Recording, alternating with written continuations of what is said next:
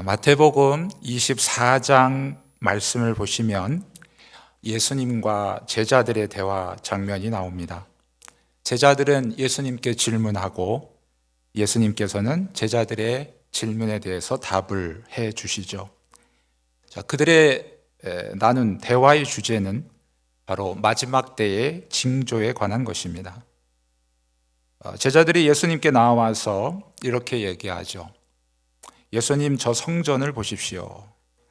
아마도 본문에 나와 있지는 않지만 제자들이 그 중에 어떤 제자들은 굉장히 그 성전의 웅장함에 감탄해서 아마 예수님 앞에 나와 저 성전을 좀 보라고 그렇게 말했을는지도 모르겠습니다. 하지만 예수님께서는 제자들이 대단하다고 여기는 이런 성전 건물들이 돌 하나도 돌 위에 남지 않고 다 무너뜨려지게 될 것이다 라고 말씀을 하셨죠. 그러고 나서 시간이 흘러서 예수님께서 이제 감람산으로 자리를 옮기셨습니다. 그리고 감람산 위에 앉으셨을 때에 제자들이 또 나와서 질문을 합니다. 이번에는 이런 질문을 하죠.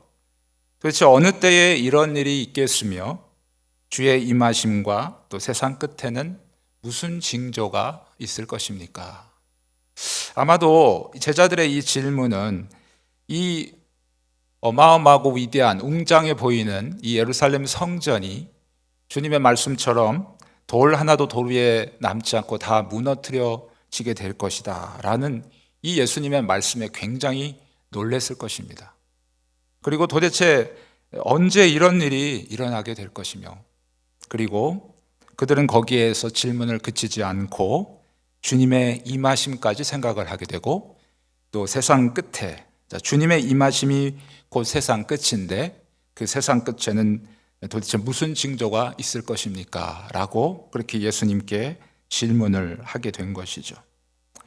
우리는 가끔씩 성경을 읽다 보면 예수님께서 어떤 진리에 대해서 말씀하시고 나서 종결하시려고 하는데 제자들이 다시 예수님 앞에 질문을 하게 되죠. 예를 들자면 예수님께서 용서하라라고 하는 말씀을 하셨는데 베드로가 도대체 몇 번이나 용서해야 됩니까? 라고 예수님 앞에 물었을 때 예수님께서는 70번씩 7번이라도 용서하라. 이것은 완전한 용서를 의미하는 것이죠. 그러니까 우리가 용서하는 것은 첫 번째, 두 번째 우리의 감정에 맞게 어느 정도까지는 용서할 수 있어도 그 다음은 이 정도는 안 돼. 내가 이 정도도 안 돼 해서 화를 내면 이해해 줄게. 그런 정도가 아니고 예수님은 끝까지 용서하라라고 하는 말씀을 하신 거죠. 이 진리의 말씀을 우리가 알아들을 수 있었던 것은 바로 제자들의 엉뚱한 질문 때문이었습니다. 오늘도 이 예수님의 진리의 말씀을 듣게 됐던 가장 중요한 것은 바로 제자들이 이러한 질문을 한 것에 우리가 이제 그 이후에 많은 성도들이 성경을 읽는 모든 성도들이 큰 유익을 얻게 되는 것이죠. 예수님의 말씀, 대답은 이렇죠. 예수님의 대답 중에 가장 중요한 것은 24장에 가장 큰 골격을 이루는 것은 바로 세상 끝에 일어날 징조를 말씀하고 계십니다. 첫 번째 징조는 바로 사람의 미혹을 받지 않도록 조심하라 하는 것이죠. 실제적으로 우리나라에도 내가 재림 예수다라고 주장하는 사람들이 많이 있다고 하지 않습니까? 그러나 이단에 빠진 사람들은 그가 진짜 재림 예수인 줄 알고 추종을 하겠지만 많은 대부분의 상식적이고 그리고 건강한 믿음의 생활을 하고 있는 사람들은 저게 이단이라는 것을 알겠죠. 그런데 예수님께서는 사람의 미혹을 받지 않도록 주의하라. 마지막 때는 바로 이러한 미혹의 소리들이 많이 있을 것이다 라고 하는 것입니다. 그러니까 내가 재림 예수라고 드러내놓고 말하는 사람들은 우리가 분간하기 쉽다 하는 것이죠. 그런데 주의하라고 하는 것은 분간하기 어렵기 때문에 주의하라는 것이죠. 오늘날 이단은 아닐지라도 우리 신학자들이나 또는 목회자들이나 어떤 성경을 해석하게 될 때에 어떤 하나님의 일하심 또는 하나님의 절대 주권, 이런 부분들을 중심으로 성경을 해석을 해야 되고, 그리고 그것을 안경 삼아서 성경을 우리가 바라보아야 되는데, 어떻게 보면 굉장히 인간의 행위를 더 강조하는 것으로, 그리고 하나님은 보조적인 그런 어떤 일을 도와주는 존재 정도로만 그렇게 자꾸 흘러간다는 것이에요. 자, 여러분, 세상의 모든 종교가 그렇죠. 자기의 공로를 쌓아가지고 내가 어떤, 예를 들자면 돈을 많이 바친다든지, 내가 어떤 선한 일을 많이 한다든지, 이런 걸 통해서 어떤 자기들이 원하는 구원의 경지에 이르려고 합니다. 이것이 세상의 모든 종교죠. 특별히 로마 카톨릭은 더 그렇죠. 하나님을 이야기하면서도 그들은 자기의 공로로 말미암아 구원에 이르려고 하는 사람들이죠. 또 이것과 비슷한 존재들은 이 알미니안주의자들이죠. 이런 사람들은 이단으로 정죄가 됐는데, 하나님의 구원하심에 대해서 하나님의 일하심이 어느 정도 차지하고, 그리고 인간의 노력도 어느 정도 필요하다. 그래서 인간의 노력과 하나님의 그 일하심이 함께 구원을 이루어 간다라고 그렇게 또 그들이 주장을 하는 것이죠.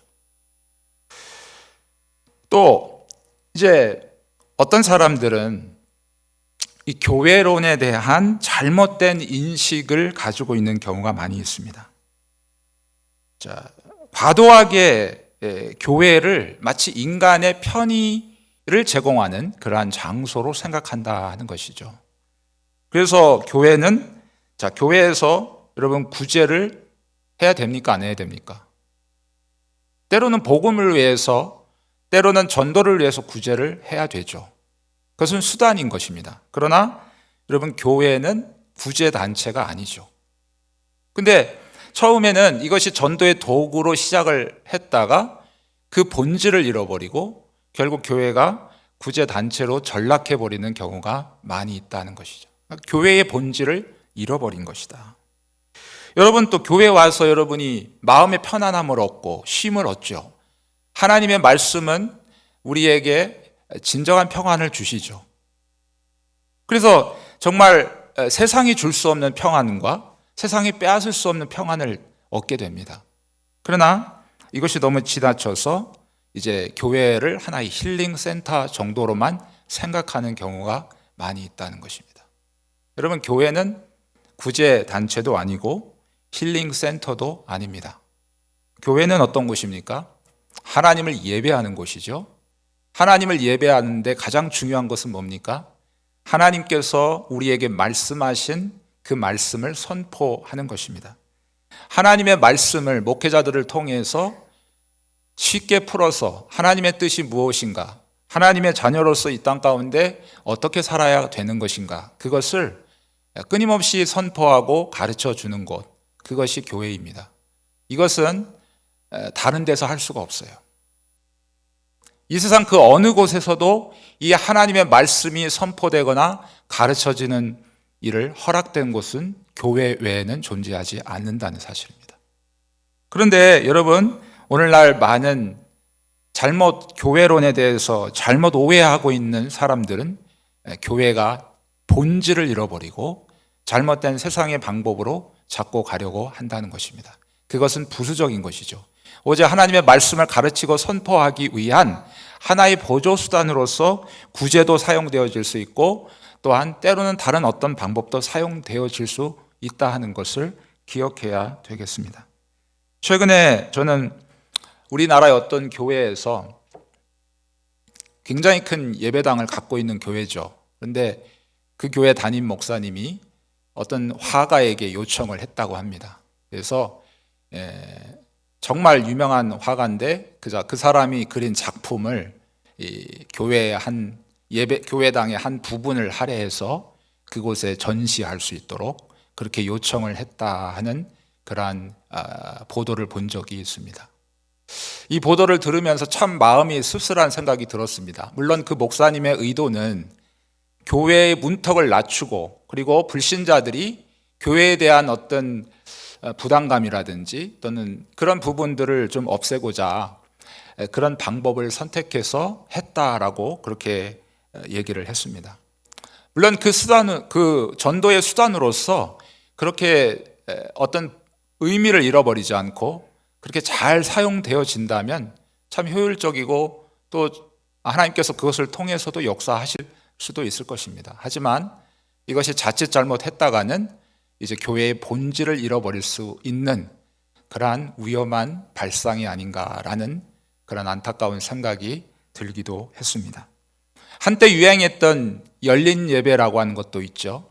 그것도 역시 불신자들을 초청하기 위한, 교회의 문턱을 낮추기 위한, 예배를 드림에 있어서 우리가 드려지는 그 전통적인 예배는 그들이 너무 딱딱하고 그들이 너무 이제 어떤 종교적인 거리감이 있기 때문에 그것을 좀 낮추기 위해서 좀 그들의 입장에서 편안한 마음으로 예배를 드리고자 그렇게 발상을 한 것인데, 그것도 역시 교회의 어떤 정체성을 잃어버린 하나의 모습이다 하는 것을 우리가 생각하게 됩니다. 그러니까 마지막 때에는 이렇게 하나님의 말씀을 우리가 바라볼 때, 여러분, 하나님의 절대 주권, 하나님께서 이 세상을 다스리시고 이 세상을 이끌어 가시는 하나님의 그 섭리의 관점에서 하나님 바라보지 아니하고 자꾸 인간이 어떤 공로를 내세우려고 하고 어떤 인간의 활동을 내세우려고 해서 잘못된 어떤 가르침을 행하고 있는 그러한 시대, 마지막 때가 되어지면 질수록 그런 일들이 더 빈번할 것이기 때문에 우리가 하나님의 말씀을 잘 배우고 그리고 잘 분별해서 주의해서 우리가 마지막 때를 지내야 된다 하고 주님께서 우리에게 말씀하고 있는 것입니다. 그런가 하면 마지막 때에 나타날 징조는 민족이 민족을, 나라가 나라를 대적하여 일어나겠고 곳곳에 지진과 기근이 있게 될 것이다. 그렇게 주님 말씀하셨죠. 여러분, 항상 전쟁이 일어나면 기근은 따라오게 되어져 있습니다. 오늘 우리가 살아가고 있는 어떤 현실 속에서 보지 않습니까? 우크라이나 전쟁이 일어났죠. 여러분, 우크라이나가 어떤 곳입니까? 보도에 의하면 세계 제4대 곡창지대 중에 한 곳이라고 합니다. 거기서 밀을 어마어마하게 농작을 하고 그리고 거기서 거둬들이는데 전쟁의 참상으로 인해서 이제 전혀 농사를 지을 수 없는 그러한 상황이 되어졌기 때문에 어떻게 됩니까? 밀가루 값이 지금 폭등을 하고 있다는 것이죠. 그러니까 전쟁을 치르게 되고 끊임없이 민족끼리 부딪힘이 일어나게 되면 기근이 나오게 되고 지진이 처처의 지진이, 여러분, 처처라는 표현은 정해진 곳이 없는 거예요. 언제 어디서 땅이 갈라질지 모르는 거죠. 한국도 더 이상 지진의 안전지대가 아니라고 하는 말을 이미 오래전부터 얘기하고 있습니다. 자, 이것이 마지막 때에 일어나는 일이죠. 그리고 세 번째 징조는 불법이 성함으로 많은 사람의 사랑이 식어진다. 여러분, 사람들의 어떤 사랑이 또 어떤 인정이 자꾸 식어지는 것, 자, 이것은 그 앞에 바로 불법이 성한다. 분명히 이 사회를 지탱하고 있는 법이 있죠. 교회 안에는 교회법이 있고 사회는 사회법이 있고 다 그 법이 있는데 그 법을 사람들이 무시하는 거죠. 다 그 법을 자기 어떤 권력이나 자기의 물질을 가지고 자기 마음대로 주무를 수 있다 생각하고 불법을 행하기 때문에 사람들이 상상할 수 없는 악한 일들이 우리 주변에서 끊임없이 일어나게 된다. 그러므로 사람들의 마음은 더 악해지죠. 더 상상할 수 없을 만큼, 여러분, 우리 뉴스에서 보지 않습니까? 돈 때문에 사랑하는 가족도, 사랑하는 부부 관계도 깨어지고 결국 돈을 선택하는 그러한 정말 비참한 이 시대가 되어졌다 하는 것입니다. 여러분, 위에 열거한 이 세 가지, 자, 이곳에서 그리스도가 나타날 것이다, 저곳에서 그리스도가 나타날 것이다, 이것은 과거에도 계속 있어 왔습니다. 오늘날만 있는 것이 아닙니다. 초대교회에도 분명히 내가 재림 예수라고 얘기했던 사람들이 있었을 것이고, 그리고 교회 안에 하나님의 말씀이라고 하면서도 하나님의 말씀이 아닌 다른 복음을 전하는 자들이 초대교회에도 있어 왔고, 시대마다 이러한 사건들은 있었습니다. 그런데 왜 이것을 마지막 때의 징조라고 말씀하실까요? 자, 두 번째, 전쟁. 자, 민족이 민족을, 나라가 나라를 서로 부딪히는 이러한 전쟁들이 끊임없이 과거에도 있었습니다. 새삼스럽게 마지막 때에만 이런 일들이 일어날까요? 그렇지 않다는 거죠. 세 번째, 불법이 성함으로 많은 사람의 사랑이 식어질 것이다. 이것도 과거에 있었죠. 법이 없어서 사람들이 어떻게 행할지 몰라서 죄를 졌다라는 그런 역사 기록은 없습니다. 인간의 마음이 본질적으로 악하기 때문에 법이 있어도 여러분 그것을 자기의 어떤 권력과 힘으로 불법을 저질러서 자기의 뜻을 이루고자 하는 것이 바로 죄악된 인간들의 역사였다는 것이죠. 이건 과거에도 분명히 있었습니다. 그런데 이것이 새삼 마지막 때의 여러분 징조일까? 근데 주님께서 마지막에 14절 정도에 보게 되면 이렇게 얘기하죠.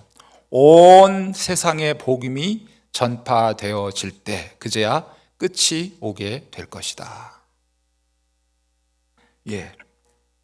여러분, 오늘날 이 시대는 정말 우리나라가 복받은 것이 우리나라에 들어온 선교사님들 참 귀한 분들이 많이 들어오셨어요. 영국이나 미국에서 부흥운동이 한참 일어날 때 그때 그분들이 뜨겁게 하나님의 은혜를 받고 그리고 내 인생 이렇게 살아서는 안 되겠다. 내 젊은 나이 주의 뜻을 위해서 살겠다. 그래서 한번 들어보지 못한 저 동방의 나라 중국, 일본 또 우리나라까지 이렇게 저들이 배를 정말 목숨을 걸고 타고 와서 그렇게 정말 이 땅에 온 많은 선교사님들 그분들이 정말 하나님의 말씀을 제대로 배우고 갖고 오신 분들이에요. 그래서 여러분 우리나라에 들어와서 그분들이 가장 먼저 했던 게 뭐예요? 학교를 세우고 또 교회를 세우고 하나님의 말씀을 가르쳤어요. 하나님의 말씀, 우리 장로교의 가장 근본이 되는 웨스트민스터 소요리 문답 이런 이 중요한 하나님의 이 말씀과 이 교리들을 끊임없이 그들이 가르쳐 주었다는 거예요. 그렇기 때문에 여러분 우리나라 안에서 이렇게 교회가 정말 아름답게 세워지고 견고하게 세워지고 정말 하나님 유래를 찾아볼 수 없을 만큼 기독교 역사의 유래를 찾아볼 수 없을 만큼 정말 영적으로 부흥의 경험을 하게 되었다 하는 것이죠. 여러분 이 은혜를 받은 우리나라 많은 또 젊은이들이 또 많은 선교사님들이 또 빚진 마음으로 빚진 자의 마음으로 온 세계에 흩어져서 정말 한 번도 들어오지 못했던 정말 우리 교회 신밀한 선교사님도 그러시지 않습니까? 감비아라는 곳이 도대체 여러분 어디 있는지 아십니까? 예? 모르시는 분도 있을 거예요. 처음 들어보시는 분도 있을 것이고 그런데 이미 벌써 20년 전 30년 전에 그곳에 파송해서 그곳에 귀한 사역을 끊임없이 기도로 돕고 물질로 돕는 귀한 사역을 우리가 감당하고 있지 않습니까? 여러분 이 끊임없는 하나님의 복음 전도의 열정과 그리고 이 열심들이 결국 주님의 놀라운 이 마지막 때에 되어지는 주님 말씀하셨듯이 바로 이 복음이 모든 민족에게 모든 곳에 전파될 때 그제야 끝이 오리라. 여러분 이런 논리에 의해서 여러분 이런 생각 안 드십니까? 그러면 주님 나 빨리 주님을 내가 빨리 보고 싶어요. 이제 그 둘 중에 하나겠죠. 내가 빨리 주님의 부르심을 받는 것이든지 아니면 주님이 빨리 이 땅에 재림하시든지. 주님이 이 땅에 빨리 재림하시면 좋겠어요. 그러면 이 복음이 온 세상에 전파될 때 그제야 끝이 올 것이고 그때 주님이 재림할 것이라고 했으니까 그러면 우리나라에 있는 모든 교회가 정말 선교의 열정을 다해가지고 정말 선교사 안 보낸 곳이 어딘가 샅샅이 찾아가지고 거기에 정말 우리 평신도 선교사님들 막 헌신을 독려해가지고 그래서 그곳에 많은 선교사들을 보내고 복음을 전하고 우리 교회가 했던 것처럼 성경도 전해주고 이러한 일들을 우리나라뿐만 아니라 미국과 모든 세계 교회들이 다 하게 되고 그래서 오늘은 이곳에 복음을 전했고 오늘은 이곳에 복음을 전했고 현황판을 그려가면서 정말 이제 더 이상 갈 곳이 없습니다 할 정도로 우리가 열심을 내 가지고 여러분 복음을 전한다면 과연 주님이 오실까요? 네, 절대 그렇지 않죠. 주님의 재림은 주님의 절대 주권에 있는 것입니다. 주님은 이 땅에 언제 오실지 모르죠. 그러나 분명히 주님 오실 그 징조를 우리에게 말씀하셨어요. 세 가지 제가 말씀드렸고, 그리고 마지막 결정적인 징조는 바로 주님의 말씀이 온 세상에 선포되어지는 것이다. 그렇다고 해서 우리가 열심을 내 가지고 온 세상에 말씀을 전한다고 해서 주님이 오시는 것이 아니고, 여러분 2000년 교회 역사는 순교자들의 피 위에 세워진 것이라 해도 과언이 아닙니다. 교회 역사는 어느 시대를 막론하고 여러분 생존의 위협에 놓이는 그러한 상황을 맞이했습니다. 여러분 로마 시대를 보십시오. 10명의 황제가 내려가면서 교회의 뿌리까지 뽑으려고 그들을 핍박하고 보이는 사람마다 다 잡아 죽이고, 그래서 교회는 이 세상에서 아예 없애버리려고 그렇게 했죠. 그러나 신기하게도 그렇게 핍박이 크면 클수록 교회는 더 왕성하고 더 부흥하게 되어졌다는 것이에요. 우리나라 역사도 마찬가지지 않습니까? 일제 강점기 그리고 6.25 전쟁을 통해서 신사참배라는 것을 통해서 또 공산군들은 얼마나 기독교인들을 싫어했어요. 제1 숙청 목표들이죠. 그래서 정말 많은 교회를 탄압하고 이 땅에서 교회를 없애려고, 사실은 6.25 전쟁 때까지만 그런 것이 아니고 오늘날까지도 마찬가지죠. 이 세상의 유토피아를 꿈꾸고 인간의 어떤 가능성과 그리고 그 능력을 추종하는 자들은 신을 싫어하고 하나님을 싫어하고 기독교인들을 싫어하죠. 그래서 어떻게 하든지 법적으로라도 이 기독교가 위축되고 그리고 기독교의 복음 전파가 되지 않도록 그렇게 법적으로 막으려고 하는 그러한 시도들이 끊임없이 나타나게 되었다 하는 것이죠. 여러분 오늘 본문 시편 22편 27절 말씀을 보게 되면 이런 말씀이 있죠. 땅의 모든 끝이 여호와를 기억하고 돌아오며 모든 나라의 족속이 주의 앞에 예배하리니.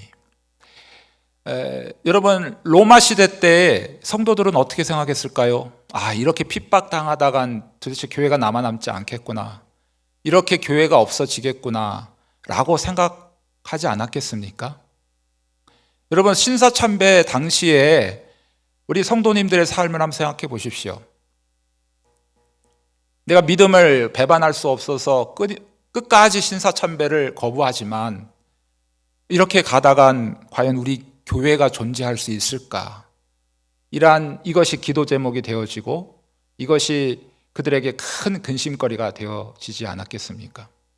그러나 하나님의 놀라운 섭리의 역사는 여러분 그러한 고난 후에, 그러한 순교의 피가 흘려진 후에 교회는 더 단단하게 세워졌고 그리고 영적으로 놀라웠게 부흥하는 역사들이 일어나게 되었다 하는 것입니다. 여러분 땅의 모든 끝이 여호와를 기억하고 돌아오게 될 것이다. 이 시편 22편을 기록한 다윗은 이스라엘 유대 사람이죠. 구약 시대의 사람들의 생각은 그렇죠. 그들은 하나님께 택함을 받고 하나님께 선택함을 받은 유대인들만이 하나님의 은혜를 누릴 수 있고 그리고 하나님께 구원을 받을 수 있다는 철저한 이 선민 사상에 사로잡혀 있던 사람들이죠.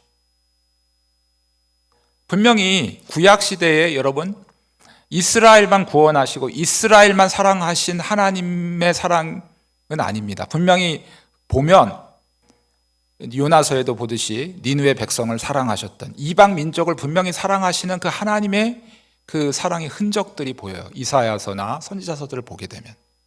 그런데도 그들은 그 하나님의 마음을 알지 못하여 그들은 자신만을 구원하시고 자신만을 하나님이 사랑하셔야만 하고, 이방인들은 짐승처럼 여기고 사람처럼 여기지 않은 그러한 사람들이었죠. 근데 여러분, 오늘 22편 27절 말씀 가운데 다윗은 이미 이 혈육적인 어떤 그러한 이 지대를 넘어서서 땅의 모든 끝이 여호와를 기억하고 돌아오며 모든 나라의 족속이 주님 앞에 예배하게 될 것이다. 이것은 바로 예수 그리스도 안에서 예수 그리스도를 믿는, 그래서 예수 그리스도를 머리로 하는 전 우주적인 하나의 교회를 이루게 되는 이것을 바라보며 지금 선포하고 있다 하는 사실입니다. 여러분, 우리가 당하는 이 현실, 우리 현실은 참, 제가 생각해 볼 때 우리 아버지 세대까지만 해도 참 많은 전쟁을 치르셨죠. 또 전쟁을 치르면서 많은, 특별히 신앙인들에게 있어서는 핍박의 시간들이 많았습니다. 실제적으로 믿음을 갖고 있게 된다면 그 자체가 생명을 내놓아야 되는 그러한 시대를 살았던 그러한 분들이시죠. 근데 저희 세대, 이제 60년대, 70년대 이렇게 지나면서 우리나라에 점점 평화가 찾아오고, 그리고 전쟁이 없어지면서 우리는 평안한 그런 신앙생활을 누리게 되었습니다. 저도 70년대 태어났는데 이제까지 정말 예수 믿는다 하는 그것 때문에 핍박 받아본 것은 없습니다. 얼마든지 내가 예수님을 믿고자 한다면 편안하게 생활할 수 있는 시대를 살고 있어요. 그리고 그 어느 시대보다도 물질적으로 축복받은 그러한 시대를 또한 살고 있고요. 아마 저희들이 사는 이 시대만큼 평안하고 그리고 풍족했던 그러한 시대는 없지 않았을까, 그런 생각을 해봅니다. 그러면서 더 우리가 과거의 전쟁 가운데서도, 과거의 극심한 핍박 가운데서도 믿음을 지키고 생명을 내놓고 정말 주님을 사랑했던 우리의 믿음의 선배들, 그들을 바라보면 정말 오늘 우리의 믿음은 너무나도 보잘것없고 너무나도 쉽게 넘어지는 그러한 부끄러운 모습을 또한 발견할 때가 많이 있습니다. 우리가 예수 믿는다고 해서 우리를 핍박하는 사람들은 없죠. 그러나 어떻게 보면 우리를 정말 신실하게, 진실되게, 순결하게 예수를 믿지 못하게 하는 그러한 우리 주변의 수많은 방해 요소들이 어쩌면 더 우리에게 더 많이 있지 않을까. 여러분, 적이 눈에 보인다면 보이는 적을 우리가 대적하기는 아마 조금 더 쉬울 겁니다. 그러나 적이 보이지 않는다면 그때부터 문제인 거죠. 도대체 내 적이 눈앞에 있는지 내 뒤에 있는지 아니면 내 발밑에 와 있는지 알 수 없다면 얼마나 그 전투를 치르기가 힘들겠습니까? 우리 믿음의 선배들은 어떻게 보면 보이는 적과 싸운 것이죠.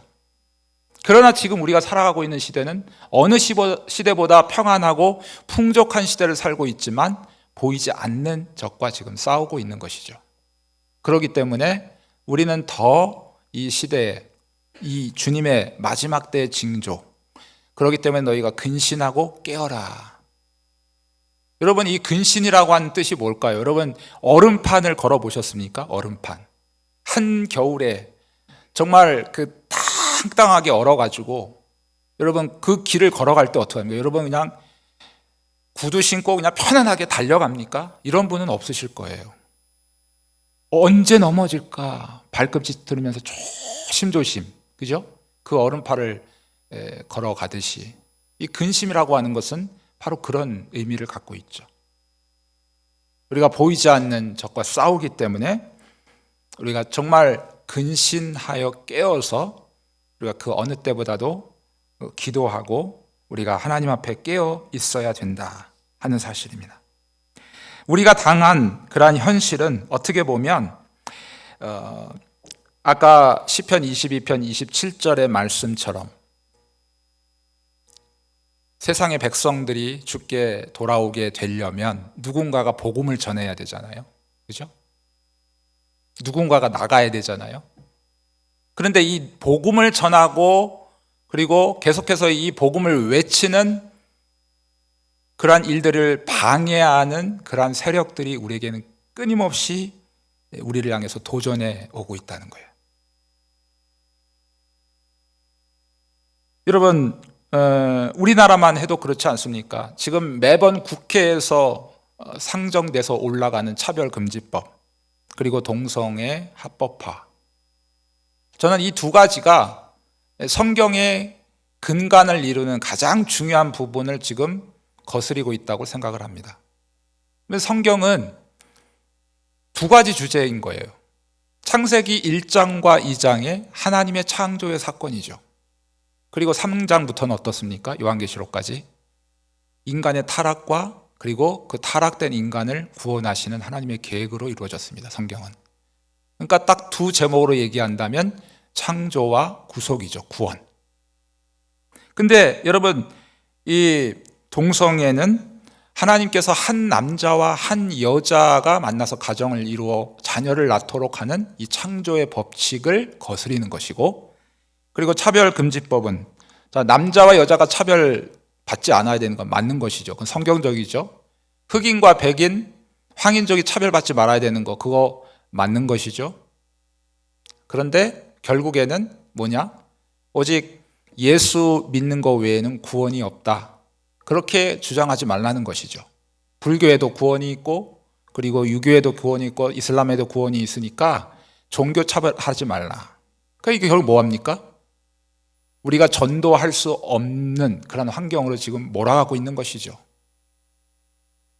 우리가 한 영혼을 구원하고 이 복음을 전하기 위해서는 전도해야 되잖아요. 다른 사람을 만나서 복음을 알려야 되잖아요. 그런데 이것을 원천적으로 법으로 막겠다는 것이죠. 그러니까 하나님께서 구원하시는 방법이 그거잖아요. 하나님께서 어느 날 갑자기 환상 중에 나타나서 바울에게 했던 것처럼 그냥 믿는 사람을 하루아침에 돌이킵니까? 이런 방법 쓰시지 않아요. 분명히 저와 여러분, 먼저 믿은 저와 여러분을 통해서 복음 전하는 그 일들을 통해 하나님의 백성들을, 하나님께서 창세전에 선택한 영혼들을 찾으시는 일들을 지금 계속 하고 계시는데, 여러분, 그것을 지금 정면으로 반박하고 있다는 것이죠. 지금 우리가 살아가고 있는 이 시대, 바로 이러한 세상의 또는 사탄의 거대한 전략에 우리가 도전해 있습니다. 그러나 여러분, 하나님은 어느 시대에도 마찬가지로 똑같이 일하셨던 것처럼 도대체 교회가 생존할 수 없을 것과 같은 그러한 절망적인 상황 가운데서도 교회를 보존하시고, 그리고 더 많은 믿는 하나님의 백성들을 하나님께서 부르셔서 영적으로 왕성하게 세우시는 이 놀라운 사건들이 계속해서 있어져 왔다는 것입니다. 이것이 바로 우리 교회의 역사인 것이죠. 아무리 사탄이 여러분 교회를 방해하고 하나님의 말씀이 선포되는 것에 여러분 이것을 정말 장애물을 놓으려고 온갖 그러한 행위를 한다 할지라도 하나님께서는 사다보다 강하시기 때문에 하나님은 하나님의 놀라운 뜻을 이루실 것입니다. 우리는 그 하나님의 놀라운 능력을 바라보면서 현실에 도대체 이 상황 가운데서, 이 코로나의 상황 가운데서 우리가 왜 전도해야 되지? 왜 선교해야 되지? 여러분 불평하지 마시기를 바라겠습니다. 여러분 우리가 코로나라는 상황 때문에 정말 사회, 우리 거리두기 어떤 그 정부의 지침대로 우리가 순종하기 위해서 우리가 적극적으로 전도하거나 선교하지는 못했다 할지라도 우리의 마음은 다쳐서는 안 된다는 거예요. 우리가 정말 여러분들이 할 수 있는 여러분의 삶 속에서 내가 하나님께서 나에게 맡기신 복음 전도의 사역을 우리가 감당해야 된다는 그 뜨거운 열정과 또 마음이 식어지지는 않아야 되겠다 하는 사실입니다.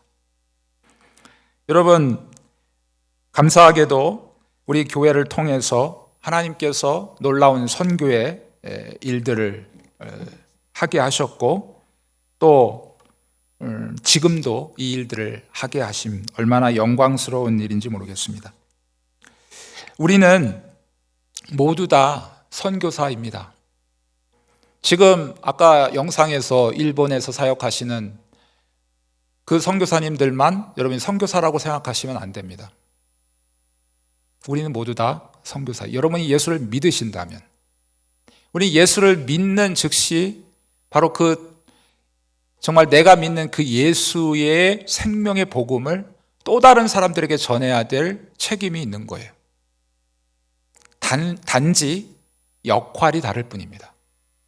어떤 사람은 현재 직접 나아가서 현지인과 만나서 같이 생활하고 그들에게 복음을 전하는가 하면 어떤 사람은 이곳에 남아서 그 현지에 나간 사람의 어떤 생활을 도와주고 또 함께 뒤에서 기도해주고 또 함께 때로는 격려해주고 힘을 북돋아주는 그러한 역할의 차이가 있지만 우리는 모두 다 하나님 앞에서 선교사라고 하는 이 사명을 잊지 마셔야 되겠습니다.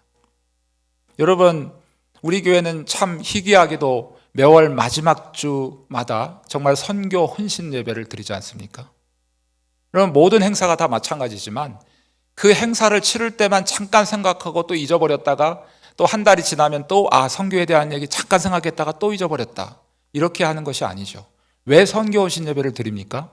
그동안 한 달 동안 내가 선교사인데 여러분 나 혼자 그냥 내 입 채우느라고 바쁘게 이 땅만 바라보고 살다가 정신없이 살다가 왔는데 다시 이 선교 헌신 예배를 통해서 우리의 정체성을 다시 확인하고 나는 현재 나간 선교사는 아니라 할지라도 내가 그들을 보낸 선교사로서 한 달 동안 내가 정말 그 선교사의 직분을 충성스럽게 잘 감당했는가, 그것을 한번 돌아보는 시간이고 그리고 말씀을 통해서 도전을 받는 시간입니다. 다음 달에는 내가 하나님께서 원하시는 정말 그 선교사의 사명을 감당해야 되겠다 하면서 우리가 더욱더 선교사님들을 위해서 기도하고 그리고 그들의 관심을 가지고 그리고 끊임없이 우리가 물심양면으로 우리가 도와드려야 할 것입니다. 여러분, 그런데 우리가 꼭 중요한 것이 있습니다.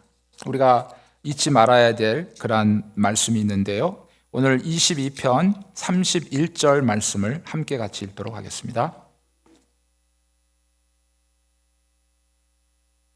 22편 31절 말씀, 자, 함께 읽겠습니다. 시작.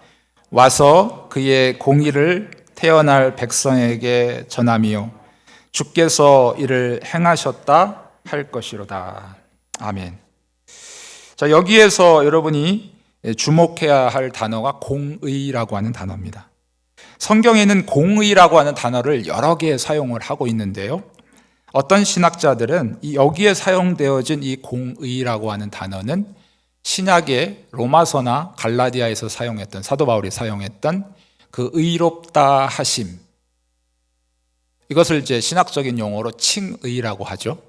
그래서 이 의롭다 하심과 같은 용도로 사용되어졌다고 그렇게 주석을 달아놨습니다.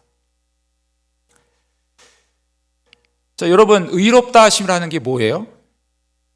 이것은 우리의 힘으로 의로워진 것이 아니고 예수께서 대신 우리의 죄값을 치르심으로 우리가 의롭게 되어진 것이죠. 여러분, 우리가 사도신경을 고백하시죠. 사도신경을 고백하시면서 이런 구절을 고백하실 겁니다. 빌라도에게 고난을 받으사, 이런 고백을 하시죠. 빌라도에게 고난을 받으신 것, 자, 여러분 어떻게 생각하십니까? 빌라도 개인에게 고난을 받으신 건가요? 그렇지 않습니다. 이 고백의 의미는 바로 이 빌라도는 누구를 대표하죠? 로마, 그죠? 로마를 대표하고 이것은 그 당시에 있어서 최고 그 로마의 그 재판장, 그래서 이 재판장으로 앉아 있고 그리고 예수는 피고인으로 있어서 거기에 심판을 받는 것이죠. 이것은 뭘 상징하냐면 바로 온 세상을 심판하시는 하나님, 재판장이신 하나님이 계시고, 그리고 거기에 그 죄의 값대로 심판을 받아야 될 모든 인간들이 마땅히 심판을 받아야 되죠. 그런데 예수께서 모든 사람들의 그 심판 받아야 될 것을 한 몸에 지시고, 그리고 그 재판석에 서서 피고인으로 그 재판장에게 너는 죄인이다 라고 선고받으시는, 그죠? 그 의미를 지금 갖고 있는 것이죠. 이것은 바로 우리가 당해야 될 어떤 그 저주, 죄의 결과로 찾아온 그 저주, 그리고 모든 형벌들을 바로 예수께서 친히 당하신 것입니다. 그러므로 우리가 의롭다 함을 받게 되어진 것입니다. 예수께서 죽으신 십자가, 왜 하필이면 십자가에 죽으셨습니까? 가장 수치스럽고 가장 저주스러운 것이죠. 그 당시에 있어서 로마인들에게 있어서는 로마를 반역하는 가장 극악한 사형대로 사용했습니다. 유대인들에게 있어서는 어떻습니까? 하나님께 저주받은 자는 나무에 달린 것이다, 그렇게 생각을 했거든요. 그러니까 이 십자가는 정말 가장 최고의 저주요, 최고의 사형 도구인 거죠. 주님은 바로 이 십자가에 자신을 온전히 희생하심으로 말미암아 우리가 의롭다 하심을 얻었다는 거예요. 여러분, 우리가 전해야 될 복음이 뭡니까? 전해야 될 복음이 바로 이거예요. 우리가 수십 년 동안 선교하고 정말 많은 선교 네트워크를 형성하고, 그래서 많은 선교사를 파송하고 어마어마한 선교 퍼포먼스를 한다 할지라도, 여러분, 진정한 이 선교의 핵심인 복음을 올바로 전하지 않으면 그것은 하나님이 원하시는 선교가 아니라는 거예요. 오늘 이 31절에 모든 후손들에게 가서 그들에게 전할 것인데, 왜 하필이면 저자는, 이 시편 저자는, 다윗은 공이라고 하는 이 말을 사용했을까? 여러분, 바로 우리를 구원하신 하나님의 그 놀라운 역사를 전달하는 것, 그것이 바로 선교의 모든 내용이어야 하고 우리가 전도하는 모든 메시지여야 한다는 사실입니다. 오늘날 교회는 바른 메시지를 지금 선포하고 있는가? 오늘날 여러분, 선교사로 부름 받은 저와 여러분들은 바른 복음 위에서 여러분이 서 있고 그렇게 생활하시고 그리고 그렇게 복음을 전하고 계십니까? 복음이라고 하지만 다 제각각 갖고 있는 나름대로의 생각을 가지고 여러분 전하고 있지는 않습니까? 우리가 전해야 될 복음은 오직 그리스도께서 나를 위해서 죽으시고, 그리고 나를 위해서 저주받으시고 죽으셨기에 내가 의롭게 되었다, 내가 하나님의 백성이 되었다, 이것이 하나님의 하신 일이다. 이것이 하나님께서 저와 여러분을 위해서 해놓으신 가장 위대한 그러한 역사이다 하는 사실을 선포해야 되고 전파해 주어야 된다 하는 사실입니다. 오늘 이 저녁에 선교원 신예배를 드리시며 다시 한번 하나님의 은혜를 간구하는 모든 성도님들, 나는 선교사로서 온전히 이 복음의 거룩한 은혜 가운데 살아가고, 그리고 이 합당한 복음을 전하는 그러한 모습으로서 세워질 수 있도록, 또 우리 교회가 이제까지도 그렇게 잘 해오셨지만 앞으로 주님 오시는 그날까지 주님이 기뻐하시는 거룩한 이 선교의 사명을 잘 감당해 나아갈 수 있도록 함께 기도하시고 관심을 가지시는 은혜가 있으시기를 주님의 이름으로 축복합니다.